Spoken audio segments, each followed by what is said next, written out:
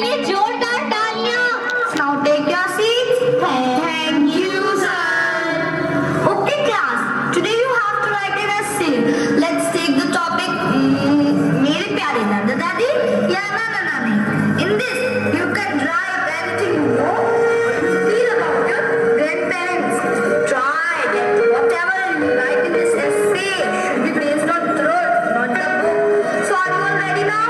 Yes, sir. So start writing.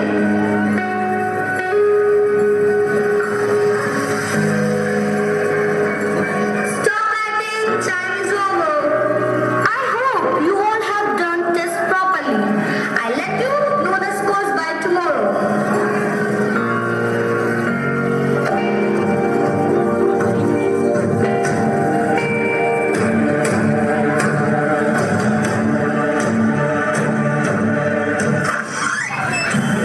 May I come in, sir?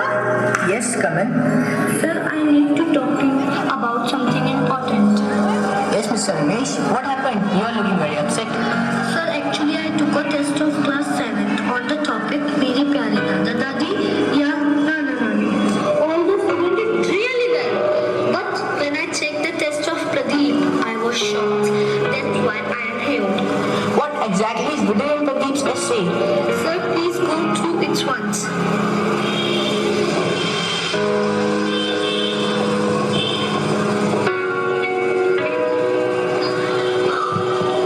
This is actually a thing to worry about. We should talk to Pradeep about this.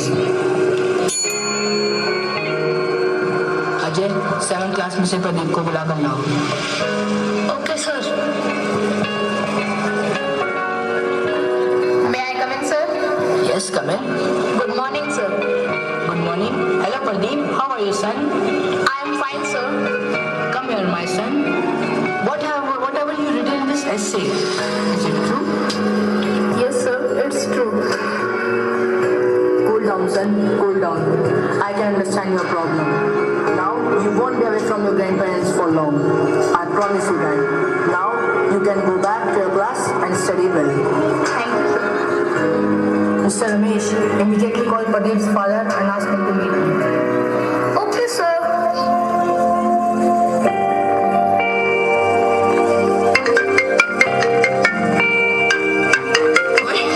क्या आप प्रदीप के पापा बात कर रहे हैं? जी हाँ, आप कौन? जी, मैं प्रदीप का क्लास टीचर बोल रहा हूँ। प्रिंसिपल सर आपसे मिलना चाहते हैं। आज आपको उनसे मिलना होगा। क्या सर कोई चिंता की बात है? जी नहीं, बस आप स्कूल आ जाइए। ठीक है सर, छुट्टी होने से पहले पहले मैं स्कूल पहुंच जाऊंगा. Okay, thank you sir.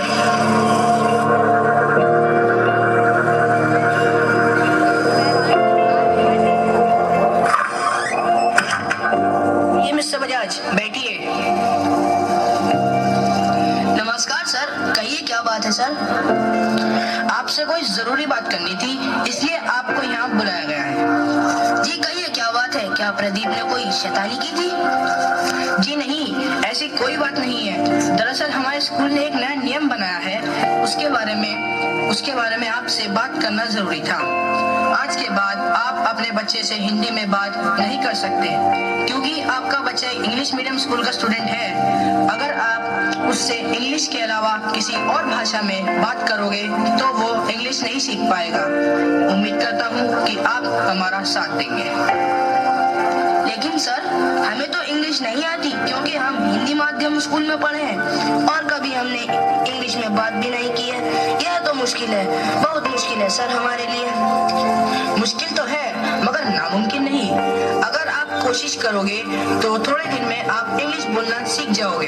लेकिन तब तक आप प्रदीप से बात नहीं करोगे, because rules are equal for all. Sir, हम मानते हैं कि हमें इंग्लिश नहीं आती, इसलिए हमने अपने बच्चे को इस स्कूल में दाखिल कराया था, ताकि वो हमसे बेहतर एजुकेशन प्राप्त कर सके और जिंदगी में कामयाब इंसान बन सके. लेकिन इसका यह मतलब तो नहीं हम अपने बच्चे से सिर्फ इसलिए बात करना बंद कर दें क्योंकि हमें इंग्लिश नहीं आती.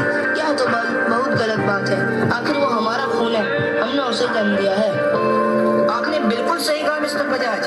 हर माँ बाप यही चाहते हैं कि उनके बच्चे उनसे आगे निकल जाएं और लाइफ में कामयाब हों.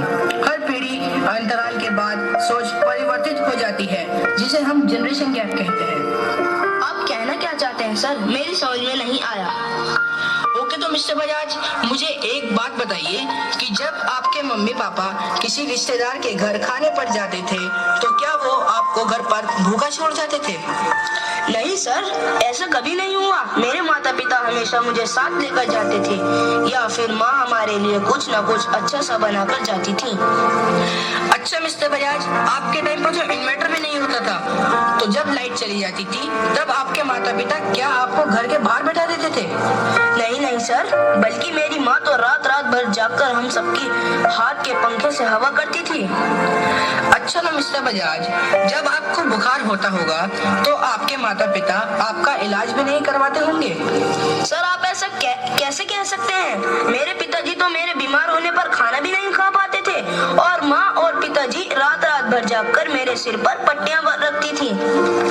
अच्छा ऐसा क्या? पर मुझे यकीन है कि फेस्टिवल पर माता पिता आपके लिए कुछ भी नहीं लाते होंगे। नहीं सर, बल्कि मेरी माँ इतने सरल स्वभाव की थी कि अपने लिए तो कुछ नहीं लेती थी और हमारे लिए नए नए कपड़े, मिठाइयाँ और न जाने क्या क्या समय से पहले ही तैयार कर देती थी। पर आज आप मुझसे ये सब क्यों पूछ रहे हैं? आज हमने सब बच्चों का टेस्ट लिया था जिसका शीर्षक था मेरे प्यारे दादा दादी या नाना नानी, लेकिन आपके बेटे ने जो लिखा उसने मुझे अंदर तक झंझोड़ दिया। उसे ही दिखाने के लिए मैंने आपको आज यहाँ बुलवाया है। ये लीजिए, आप खुद ही पढ़ लीजिए। मेरे प्यारे दादा दादी, मेरा नाम प्रदीप है और मैं 7वीं कक्षा का विद्यार्थी हूँ। मैं अपने दादा दादी से बहुत प्यार करता हूँ और वो भी मुझे बहुत प्यार करते हैं।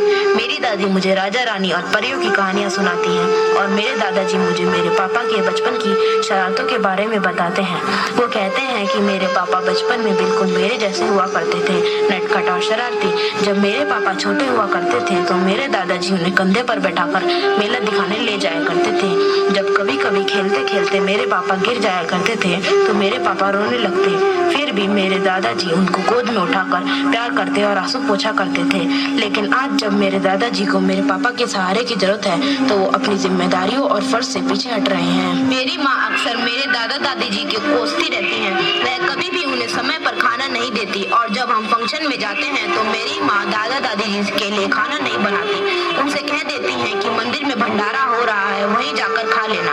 मेरी मम्मी पार्लर जाकर बहुत पैसे खर्च करती हैं, लेकिन मेरे दादा दादी जी को बुखार भी हो जाए तो दवाई भी नहीं दिलवाती। यहाँ तक कि मम्मी पापा फेस्टिवल्स पर बहुत सारी शॉपिंग करते हैं पर दादा दादी के लिए कुछ भी नहीं लाते। मेरे पापा कहते हैं कि मेरे दादा दादी जी के पुराने जमाने के हैं और उनका रहन सहन गाँव का है। यदि मैं उनसे बात करूंगा या उनके साथ रहूंगा तो मेरी सोच उनकी जैसी हो जाएगी और मैं जिंदगी में कभी आगे नहीं बढ़ पाऊंगा। इसी कारण से मैं पिछले 1 साल से दादा दादी के कमरे में नहीं गया हूँ, क्योंकि मेरा उनके पास जाना और बात करना मेरे मम्मी पापा को पसंद नहीं है। मैं अपने दादा दादी जी के साथ रहना चाहता हूँ और उनको बहुत मिस करता हूँ। आई लव यू दादा दादी। प्रदीप कक्षा 7।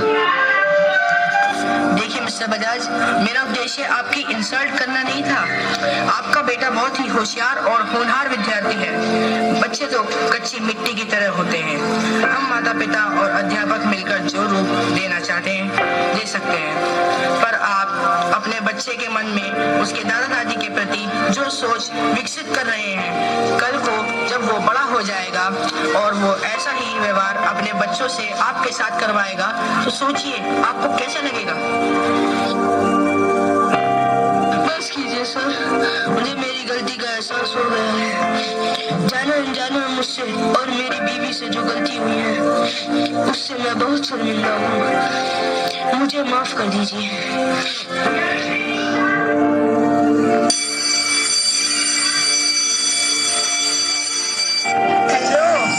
आज लंच में मटर पनीर बना लो। आज हम सब साथ मिलकर खाएंगे।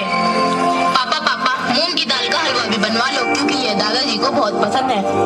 हाँ, मूंग की दाल का हलवा भी बना लेना, क्योंकि पिताजी को बहुत पसंद है।